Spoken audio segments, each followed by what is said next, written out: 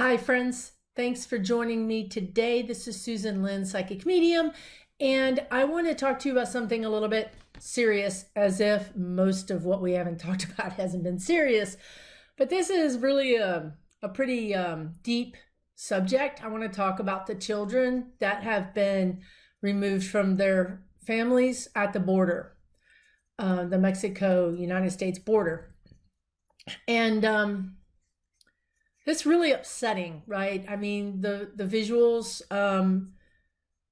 and the interviews, if you've done any research, it's just extraordinarily upsetting.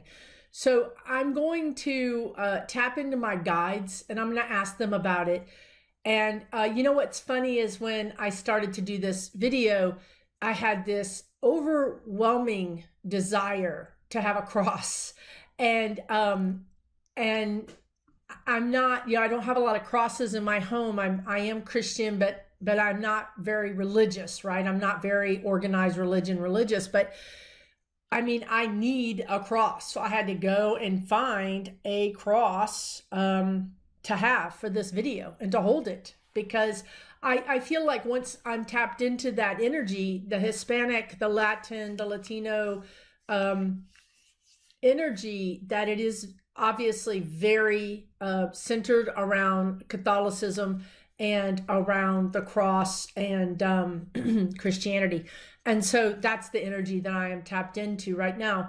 And so I have to tell you that when I sat down to do this video, I was a little bit down. I think you probably just saw that. But as I hold this cross and I tap into the energy around these children and their parents, what they're telling me, the guides are telling me is that the parents were sent back. And then something that I don't know if you know or not, but the vast majority of these parents were not from Mexico. They were from Guadalajara. Golly, when I'm connected, I can't talk because they tell me that, and it's a translation problem. I know they're from Honduras, but they're also from, I want to say Guatemala, but they wanted to say Guadalajara. So my mind is saying, one thing and they're telling me another thing. So anyway, they're from other countries within Central America that's not necessarily Mexico. These countries have terrible poverty. They have terrible cartel, gang, violence. And these people were literally just trying to have a better life. And, I'll say at this point that if you're a Trump fan or if you don't agree with me and you want to throw some hate in the comments, I'm just going to remove you, because this is about love. This is about humanity. This is about loving each other.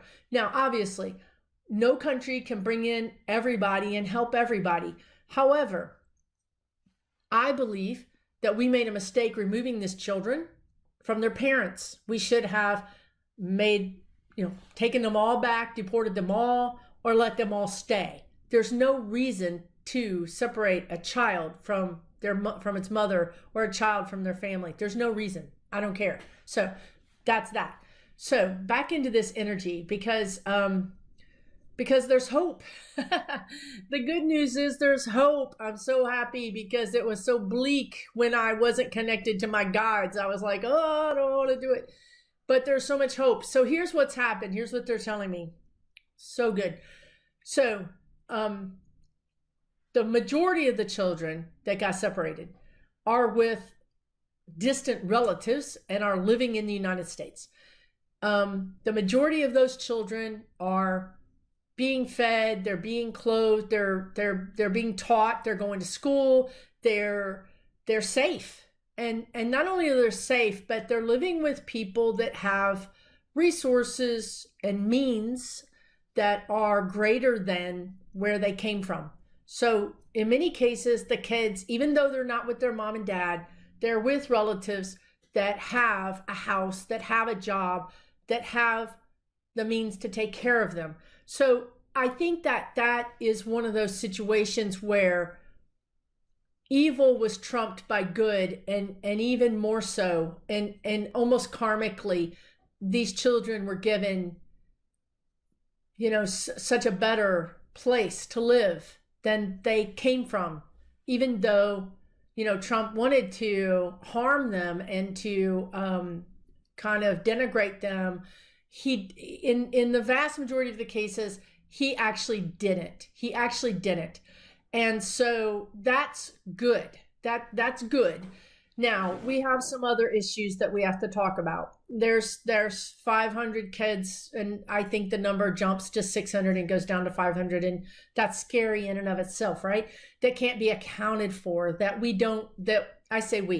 Look, you and I could figure out where these kids are, but the the Trump administration and his, appointees can't find them. Here's what I want to tell you. I'm going to try to go, that's going to be the little bit darker part. I'm going to try to go into the energy of these children. And Biden has said that he will appoint a task force. It's the first thing he's going to do is change that policy. And the second thing he's going to do is appoint a task force to find these children and get them back with their families. The first thing I see is that they're in orphanages. They're calling them adoption centers. I mean, I think that's just a fancy way of saying it's an orphanage. But when I see the visual, it looks like an orphanage, but they're saying, no, they're adoption centers. Well, why are they at an adoption center when they have parents, So they're saying, well, we can't find the parents. Well,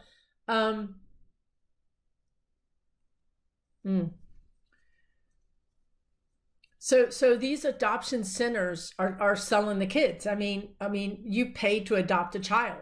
That's the bottom line, right? And so these adoption centers, and I have to tell you that some of them are Catholic, run by nuns or priest or something. They have a Catholic connection.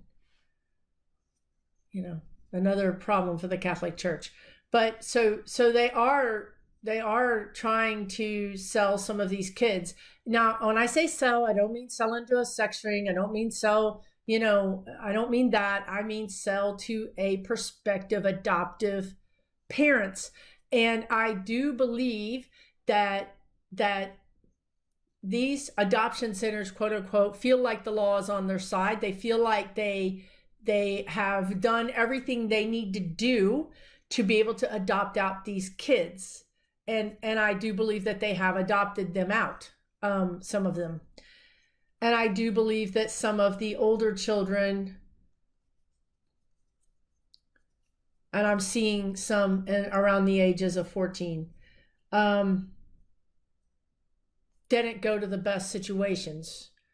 I see them being adopted out as indentured servitude, meaning that the adoptee,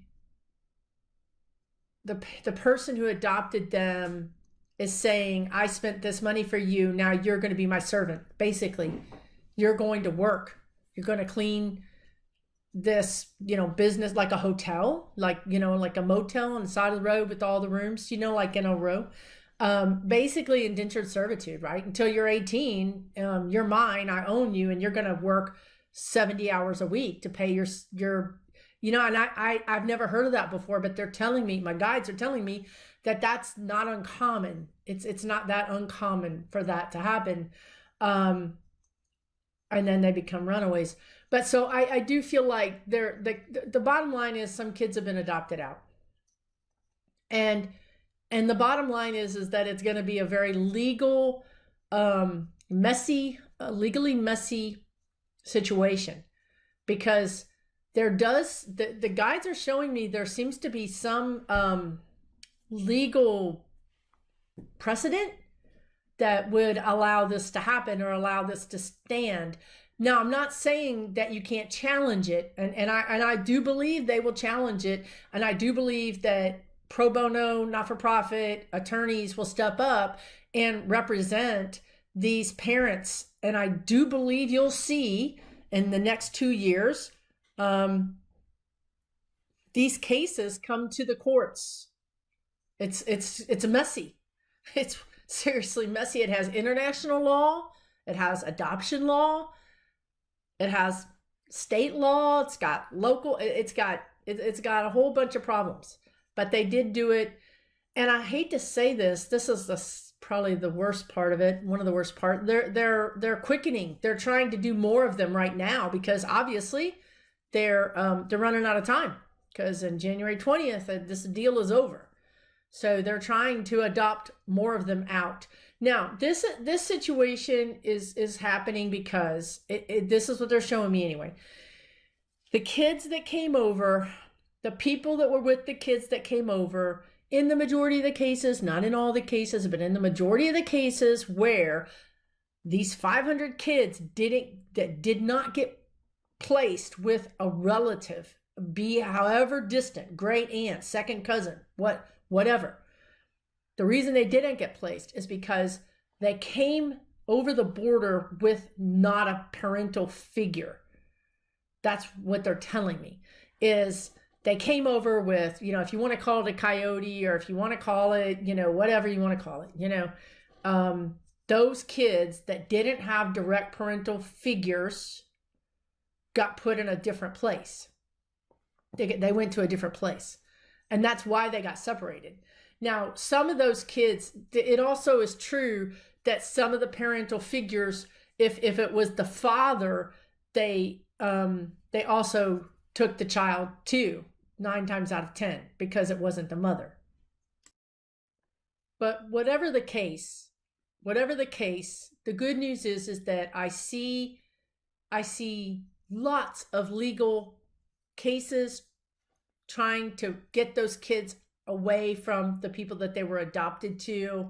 You're going to see some pretty big stories. And I feel like you're going to see a story about a 14-year-old girl that was adopted by someone who basically wanted her to be a maid at a hotel for, 4 years or whatever, 12 to 14. But the good news is, if we want to look for the silver lining, I see kids all across the southern United States, majority, in homes being, getting care, getting love, and actually living a more normal life, a more, a better life than they were living in Honduras or Guadalajara or Guatemala or, wherever that they came from. So I think that in the end, what's going to happen is that this task force is going to make the recommendation to allow the parents to come to the United States and be with the kids. In other words, give them some sort of green card or temporary citizenship, or whatever this new framework that they make. I believe that's what they're going to do, is they're going to allow the parents to come over. They're going to give them some assistance. And this is supposed to be in lieu of these parents getting together and doing a class action lawsuit against the United States. I'm still not ruling that out. I have seen that before. Certainly it's possible that these parents could come together as a group, whatever, and try and do that. But I think Biden and his appointees really want this to be dealt with very quickly and fairly. And I think for them that it's a no-brainer to just bring the parents over here rather than send the kids back over to Honduras, where the parents have shown that they're at risk, right? They're at risk. They're literally violently at risk. They're at risk of violence, to bring the parents over here. And I think that in that way, America, quote unquote, is trying to say mea culpa, and here's what we can do for you, and we're sorry. So I think that I feel a little bit better. I don't feel great about how this whole thing went down. I don't feel good about those kids in 3 years, and it's a travesty. It's horrible. It's horrible. America 2020. We shouldn't be doing this. This is not who we are, folks. This is not who we are. So the good news is we have a new president coming in who understands this is not who we are. The good news is that a lot of these kids are in American cities, going to American schools, getting care and being exposed to better education and better food and certainly a much safer environment. And that's a blessing. These kids that are in these adoption centers will be, they will be freed. They will be, those are the kids that I'm afraid that it's going to be hard to find a parent in Central America, because I think at that point that we will do a whole bunch of DNA tracing, you know what I mean? And at that point, I mean, listen, if we found a great aunt here and a great grandmother there with no effort from the Trump administration, then I think a little bit more effort from the Biden administration will actually go a lot further to finding some family in America for these kids that we can't necessarily find their parents in Central America. I think that's the way we're going to have to go through with it, honestly. I'm not ruling that out. They're not ruling that out. We're certainly going to, I see centers in churches where parents come, you know, in Honduras and different places where they go to a church and they have a picture of their child or a name and a description of their child. And then that gets, you know, brought over to America where we match them up. And, you know, I think that the Pope, I think everybody's going to get involved in this. I think the Catholic Church is going to get involved in this and help. And I, you know, Biden is Catholic, so I think hopefully all the forces can come together to bring these kids together. But I'm an optimist. I'm a little bit of a silver lining girl myself, so I'm going to hold on to that picture that I have of those kids that are in America living with distant relatives, that are riding bikes on safe streets, that have clothes, that have food to eat, that are literally using a bathroom instead of, you know, using a latrine or whatever, that don't have people shooting at them all the time, that don't live in fear. So I'm going to hold on to that picture. And then I'm going to, with that picture, I'm going to bring in my mind those parents that have been deported and separated, bring them over to the United States and hopefully give them a chance at the American dream. And with that, I'm going to end this video. I think it went better than I thought it was going to go. And I'm going to keep those kids and parents in my prayers. And I hope you do as well. And thank you for joining me. Thank you so much for watching my videos. I really, really, really appreciate it. I am so grateful to you for you to be with me today. And I want to wish you all the best. If you would like to hear more different kinds of videos, be they political or spiritual, mediumship, psychic, please subscribe. It's free. Great to see you again, and take care, okay?